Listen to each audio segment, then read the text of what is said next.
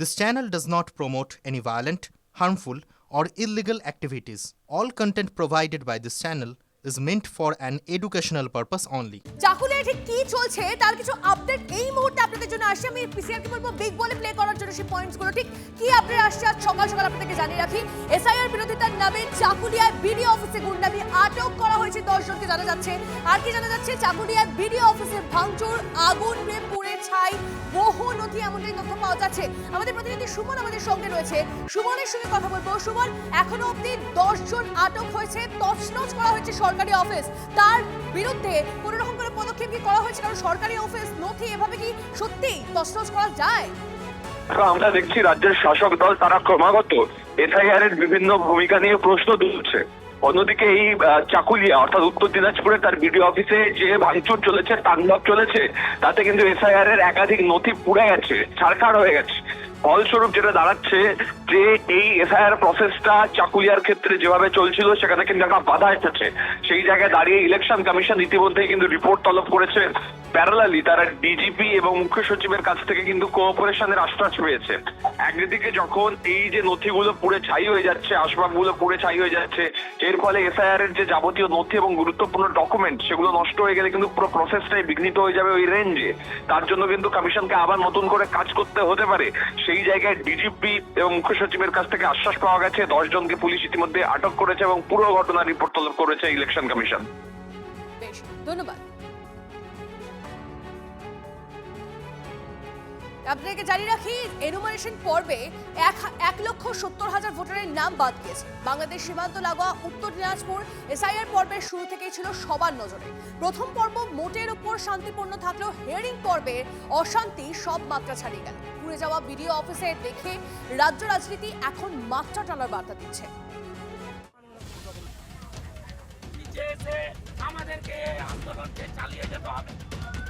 এটা ছিল ট্রেলার, নজর ঘোরানো স্ট্র্যাটেজি।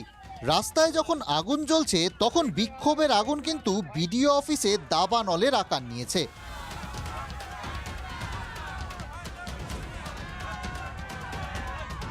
দমকল যাতে ঢুকতে না পারে তার জন্য আটকে রাখা হয়েছিল রাস্তাও। গাছ ফেলে দিয়েছে রাস্তার উপরে, আমরা রাস্তা ক্রস করতে পারছি না। ওই কারণে আমরা এখানে স্পটে থেকে 2 কিলোমিটার আগে দাঁড়িয়ে আছি। এই ঘটনাগুলোই বলে দেয় সাধারণ মানুষের সাধারণ প্রতিবাদ নয়, ফুল প্রুফ প্ল্যান করেই এই বিক্ষোভের নাটক।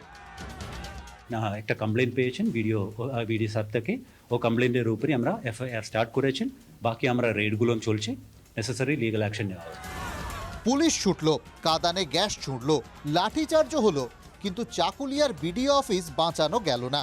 নথি পুড়ে খাক, ভাঙচুর হলো এলাকার তৃণমূল পার্টি অফিসও। তাদের একটাই কাজ, বাংলাদেশ থেকে আসা মুসলিম অনুপ্রবেশকারীদেরকে নাগরিকত্ব দেওয়ার ব্যবস্থা করা, করে পশ্চিমবঙ্গের ডেমোগ্রাফিকে পরিবর্তন করা এবং পশ্চিমবঙ্গকে আইএসআইএস-এর পীঠস্থান তৈরি করা। এই ধরনের ঘটনা কোনো দল সমর্থন করে না। মানুষের ক্ষোভের বহিঃপ্রকাশ, কিন্তু আমি আপনাদের মাধ্যমে অ্যাপিল করতে পারি যে মানুষ যাতে শান্ত থাকে, সংযত থাকে। আগুন লাগাচ্ছে তৃণমূল, এই আগুনে পুড়বে তৃণমূল। কারণ আপনারা সবাই জানেন 5ই মে রাত্রি 12টার মধ্যে যদি নতুন মন্ত্রিসভা মুখ্যমন্ত্রী শপথ না নেন, রাত্রি 12টা বেজে 1 মিনিটে কেউ চাক আর না চাক রাষ্ট্রপতি শাসন দিবে। আন্দোলনের নামে বিডিও অফিস ধ্বংস, দুষ্কৃতীদের হাতে হাতকড়া পরাতে পারবে রাজ্যের প্রশাসন? ফারাক্কার স্ফুলিঙ্গই কি চাকুলিয়ার গায়ে লাগলো? দৃষ্টান্তমূলক ব্যবস্থা নিয়ে দৃষ্টান্ত তৈরি করতে পারবে প্রশাসন? গোটা তাণ্ডবটা দেখিয়ে দিচ্ছে অন্তত আপাতত কিছুতেই 2-1 দিনের মধ্যে এই বিডিও অফিসকে স্বাভাবিক করে তোলা যাবে না, কারণ চতুর্দিকে ধ্বংসের ছবিটা স্পষ্ট। ক্যামেরায় দীপায়নের সঙ্গে প্রসেনজিৎ, TV9 বাংলা, চাকুলিয়া। রাজ্যের মুখ্যমন্ত্রী বারবার বলেন সরকারি সম্পত্তি নষ্ট করা বা কর্তব্যরত সরকারি কর্মীকে হেনস্থা করলে সরকার চুপ থাকবে না, কিন্তু বাস্তব সেটা কি হয়? ফারাক্কার বিডিও অফিসের ঘটনা বলছে শাসক দলের বিধায়কের নেতৃত্বে সরকারি সম্পত্তি নষ্ট হলো, কিন্তু না সরকার না শাসক দল কেউই মুখ খুললেন না। ব্যবস্থা নেওয়া তো দূরের কথা।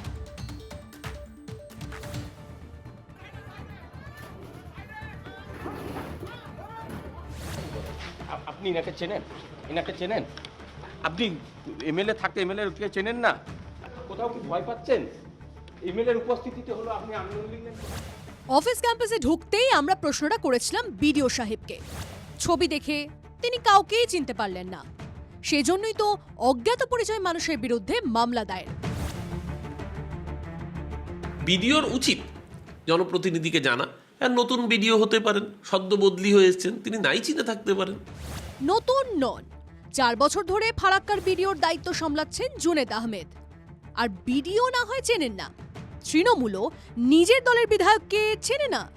নাকি তৃণমূল বিধায়কের নেতৃত্বে সরকারি সম্পত্তি ভাঙচুর বা সরকারি কর্মীকে চেয়ার ছুঁড়ে মারাটা অপরাধের পর্যায়ে পড়ে না? দল কোনো ব্যবস্থা নেবে? এগুলো সব হচ্ছে তৃণমূলের মদতে বললে বিষয়টা ছোট হয়ে যাবে, তৃণমূলের নেতৃত্বে।